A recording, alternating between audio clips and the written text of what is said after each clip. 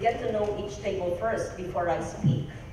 So, because this should not always just be one way, right? Although this table I know everyone, may I just know who are from the forestry and waste sector? That means DNR. Are they represented here? Yes, Albert. And forestry and waste, solid waste, from Solid Waste Commission. Who represent the energy sector? Ah, good. From DOE. Or private sector. Renewables. PNOC Renewables, but no one from DOE. I think they're preparing for an ASEAN meet, yes, but it would have been helpful. So perhaps the Commission on Climate Change and the COMSEC will help the CCCOM so that everybody could be here. So forestry, waste. Why is agriculture not included in our NDCs? Yeah, Director Ilaga. But you will be part of the NDC, correct? No, actually, I know the answer. I'm just trying to tease you. I know why agriculture is not part of the INDC. Join us now. But you will be part of the NDC. Correct? Mitigation and adaptation. Yes, adaptation targets. That's very important. Yes. So, forestry, waste, energy, transport. Where is the transport sector? From the OTR. Of course, you should be here. Okay, I just want to make you laugh first. Right? The other sectors, are they complete? So, industry. Industry, DTI should be here. DTI. What's DTI invited? Can I have my list? I can't find it, Cherie, of the adaptation. No, just on my phone. 1 minute, because find it on my phone. I was supposed to read my speech, might as well, but I simply want to stress the importance of this.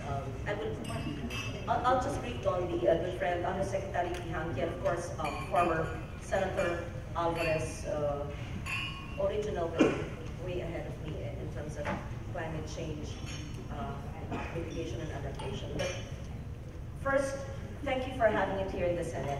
And when possible, which should be all the time, I guess it's more practical, that the consultations for the NDC should be held here. We have the facilities, we have our stenographers, do we have them? Of Finance Committee or Climate Change? Committee. The committee. Okay. So that all the discussions are documented, and it would perhaps be more practical for agencies to come here rather than you rent in a hotel or go to the Climate Change Commission, which is merely squatting in the bulwagan of the DNR, which the DNR is already taking over. So if it's more comfortable and practical for everyone, so it's my office just here, I can drop in anytime, although please don't expect me to be here in the whole NDC, but I would like to hear from everyone. Second, let's just make sure that all our communications are also delivered on soft copy so that the committee, I'm just doing the admin details, has a copy of it all. And we would appreciate it being sent, if you have a hard copy, good, but soft copy would be better. And then it would also be good that the lower house Climate Change Committee be furnished with a soft copy as well, so that all agencies of government are furnished that. So let me just begin this long speech. You should stop talking and just do it. I'll read it silently. Let me begin with this question. Do our children and our grandchildren deserve the earth we are leaving behind for them? This is, of course, a philosophical question. And all of us in this room, it is our duty to make sure that what we leave behind would be better than what we actually had during our lifetime. So I've asked this question many times in the past, but I ask it again today because all our efforts to limit global warming to 1.5 degrees Celsius would ultimately affect our children and our grandchildren. The debate of 1.5 or well below 2 degrees is no longer a debate because we already know the adverse impact already happening now as we have already breached the 1 degrees Celsius. And I don't have to convince the experts who are here today. And let me just put on clear record in the Senate that the letter that the Climate Change Commission supposedly sent last September, I corrected you already, but it has to be put on your record, that the Climate Change Commission supposedly sent the CABSEC office is not an authorized letter, is not a sanctioned letter, and never cleared by the de facto chair of the Climate Change Commission. I've already chided Commissioner Bernice about that, but it has to be said on record. Why? It's all online. It might be mistaken as a Climate Change Commission communications. It is not. You admitted to me it was your personal communication to the CABSEC. What did it contain? Just read it on the internet. I have to say it now so that we are not misled, because that was before the ratification of the Paris Agreement. And the letter said that there was no urgent need for ratification. So the letter was undermining the work of the whole Philippine government and all the agencies of government. Our young commissioner did not clear with the de facto chair. So I just have to say it, because let not one person in this room do it again. Let us not undermine and betray the work that we are doing. I'm working so hard for climate justice, for climate mitigation and adaptation, so let us not undercut each other's efforts. So that letter, as far as I'm concerned, and the Climate Change Commission does not exist and should not be taken as a factual communication by the DA, by the DOE, by the UPLB, by UP, etc., etc. Para lang maliwanag, kasi Climate Change Commission ang logo. Second, it says, what did you say? That the 1.5 is not achievable. That is totally incorrect. And let the science prove it. But what's important is that in the communication of President Duterte, hand-carried by Deputy Executive Secretary Maynard, to me, we had committed to 1.5 degrees Celsius. So why am I saying this, including you? Because we are committed to that. Now, if you do not agree, you can debate it among yourselves, and that's fine, that's democracy. If you believe in something else elsewhere, just don't use your agencies of government, where sinusweldohan kayo ng pera ng taong bayan, to undermine the work of your colleagues. And I'm saying this because I clarified it first. I thought it was the two commissioners, Commissioner Gelan and Guzman, who agreed with you. So I was so shocked when I saw the letter of the commission I created saying the Paris Agreement should not be ratified urgently and that the 1.5 degrees is not so important. So I do not mean to say that there should be no debate. Whether you're in DA, in DOE of course, DOTR, there will be many hurdles, even within the Commission, even within the Senate. But let us agree in this hall that we will come up with the best nationally determined commitment based on consultations with the sector. You know the NDC better, Joy, because she was with the Commission from the beginning. And this was conditioned on financial and technical assistance. And so, former ASEC Joy Goco will help shepherd the process, along with Vice Chair De Guzman, who's an expert on disaster risk reduction. As you know, the cluster of climate change adaptation and mitigation was already merged and renamed the DRR CCCAM cluster, which is an enlightened decision. It's about time because we've been doing this for 10 years. And so I had to say that so that it's clear that we are with a climate vulnerable group of countries, CVF, for 1.5 degrees, right? Red Constantino, and Red knows that better than me. And that since we had ratified the agreement, we are now for the roadmap on the way forward And one of the way forward, among the many things we discussed for 5 hours with the Climate Coalition and the Envi Groups Coalition, from breakfast to lunch with Red and some of you here, is operationalizing in agriculture, in forestry, in waste, in water management,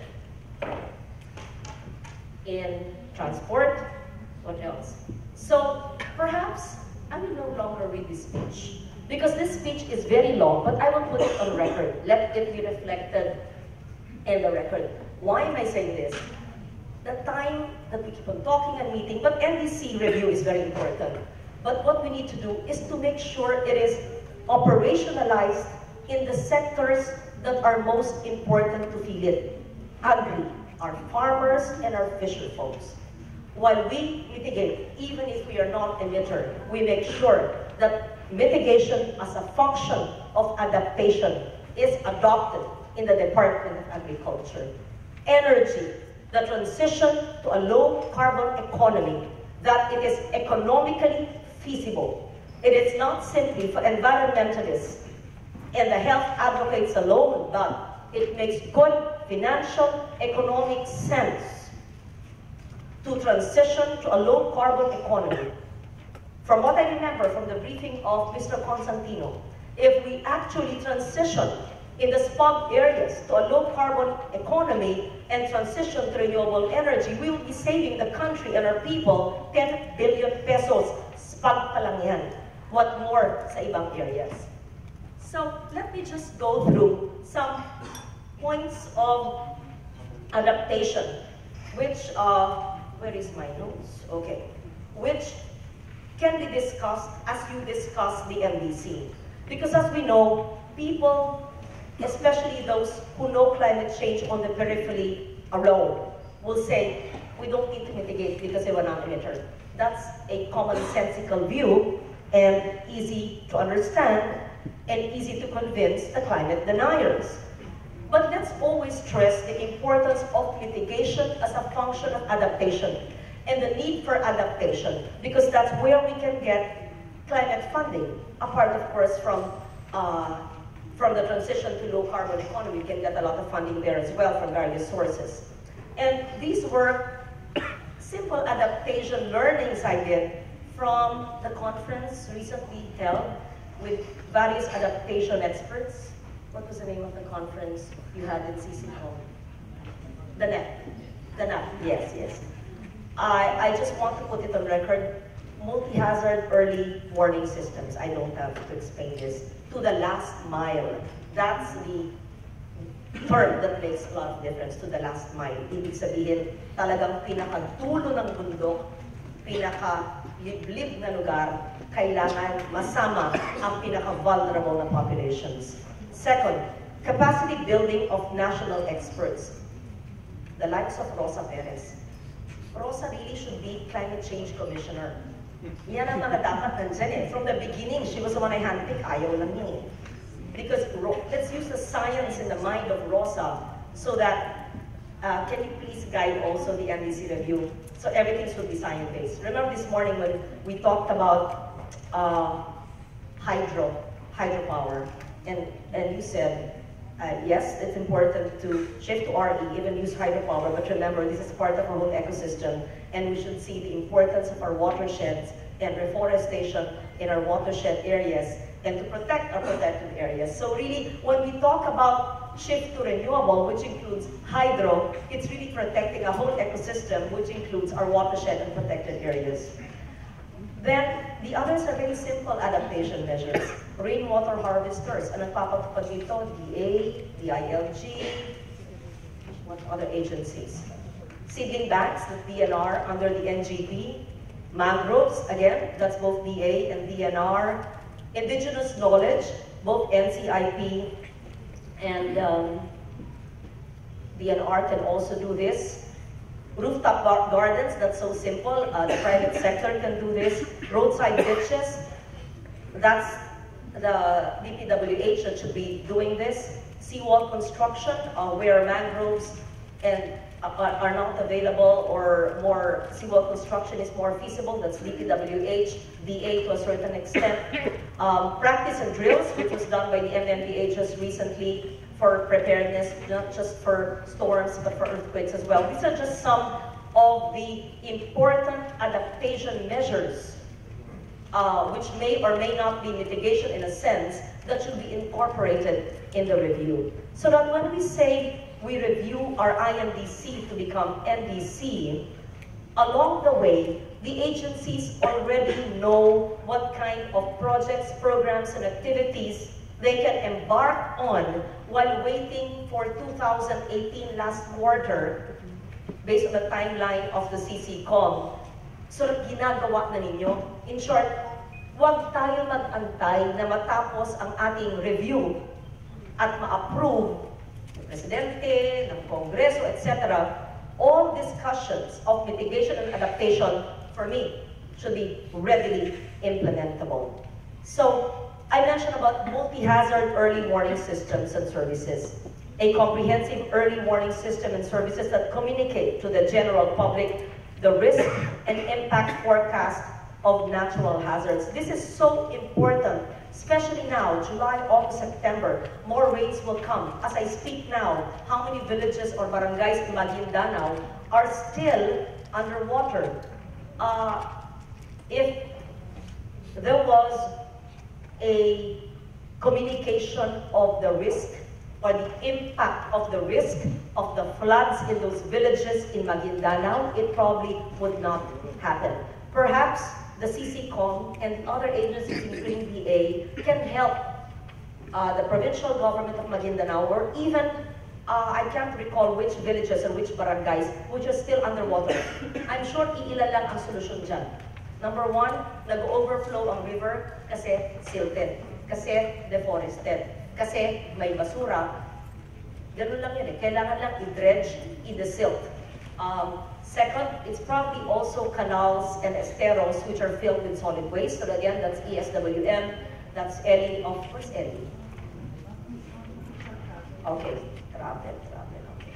Sige, Solid Waste Commission. So help Maguindanao, because if they were forewarned and if they knew the impact of the risks, which is either mismanagement or not following the laws, or because of the natural degradation of their ecosystem, that could have been avoided. I don't know if I'm getting myself clear. So it's important that we convey to the public the probable scenarios of loss and damage as well from extreme weather. So they could also react and respond accordingly. So climate projection or outlook should be included. The probabilistic approach should be used, which is risk-based for local development planning. That should be part of the LCCAP, or the Local Climate Change Action Plan, which is being done by the CCCOM. And everything should be community, household, and individual-based. While we are in government, some are here in the private sector, I think if they're here, but there would be another NDC to include the private sector. Let's communicate what we're doing to the community level and to the individual households. Now, I will no longer read, because you already know this, how much is lost, etc. I will not deal with the science. Rosa Perez knows that better. Manny Guzman knows that better. But what's important is, if you could speed up the NDC review, which was stalled, ginawa ng half a year. But never mind, let's not look back. I saw your timeline. You'll finish it by the last quarter of 2018. If you could scale it up a little, do you need more people, more experts, more groups? Tapusin nyo, let's say, in 1 year. SONA of next year. Kaya nyo yan. Huwag na kayo magbakasyon. Travel and travel. Magulong kayo dito. O, kaya nyo yan. If you need more people, you need more staff, we'll give you the budget for 2018. Right? Bakit pag ako minamadali nyo ang budget? O, kung sabihin ko, sige, budget nyo, December 2018, paano aandar ang gobyerno? Kami sa Senado, hindi natutulog pag budget. So kayo rin, okay matulog, gawin yung NDC. Ha? Pero nagkakaintindihan tayo, mga kasamahan ko, sa pamahalaan na ang ating target ay the most ambitious, because if it is conditional ambition, that could be a good carrot and stick method, so we could get more assistance from foreign institutions, multilateral institutions. I don't know if you agree. At the end of the day, I can be wrong, and I would like to hear from you. I'd like to be told I'm wrong. Don't be scared. I want to be told I'm wrong by Rosa Perez, for example, by Red Constantino. They know better than me. And I want to understand why. So, ang hinihiling ko lang sa inyo, let's not undermine each other's work. Let's work together na. Walang kanya-kanyang memo na hindi kaya, hindi kailangan, wala nang ganun, okay? Second, let's work faster. So the timeline of December of 2018 is SONA of 2018. Kung kaya, December of 2017. Di ba kaya yun? Kasi you lost already 7 months because you didn't do it for some reason. Okay? Masermo na naman. So, thank you for being here. I'm here at the end of the day to listen to you, to learn from you. And what's important is, as I said, in the course of your INDC review, that all mitigation and adaptation measures are readily implementable. I'll be so happy to help you. Find the funding, find the people, concretize this into actual programs. I will be so happy if every agency represented here, when you present your budget, it will be full of mitigation and adaptation as part of the review. Kasi ayokong review lang, papel lang yan. Tayo lang kakaintindihan. Pero kung ang DA sa Resilient Communities ni Director Ilaga nandyan, matutuwa ako to fund it. Let's say, DNR sa NGP nyo, prove to me that your NGP is a huge part of mitigation and adaptation. Pa-review nyo NGP nyo kay Rosa Perez. Check natin kung kasama kayo. Kasi maliban sa poverty reduction measure niya. So, I would like to thank you. I apologize if sometimes I come on strong. Hindi lang talaga ako. I forgot to run Facebook Live. Yeah. So, I said many things. So, okay. No. It's just like when I talk to you, it's like I talk to my family, my friends, my community, my staff. Nagkakaintindihan tayo, right? Now, prove me wrong. I'd like to be proven wrong. No, maybe not. I'd like to see our budget of every agency full of adaptation and mitigation. So, CCCOM, share everything that you've learned from the NAP with all the agencies, para hindi lang palagi tayo nagkakaintindihan. Gusto ko makita yan embedded sa DNR, sa DA, sa DOTR. In fact, ihilingin ko sa budget submission ng NEP ng bawat ahensya. Ayun, nagka-idea, additional homework nyo. Apart from the DBCC and the presentation of budget of each agency, you will include at the tail end all adaptation measures and projects, or all projects that will be considered adaptation. Maski malayo. Gusto ko nga magulat hindi ko alam adaptation pala yan. Like, I want to see rainwater harvesters, that's since 1989 by batas. I'd like to see gulayan sa paaralan, since panahon ni Secretary Luistro, pinag-uusapan na namin yan. Vertical gardens, matagal na yan. I'd like to see something different.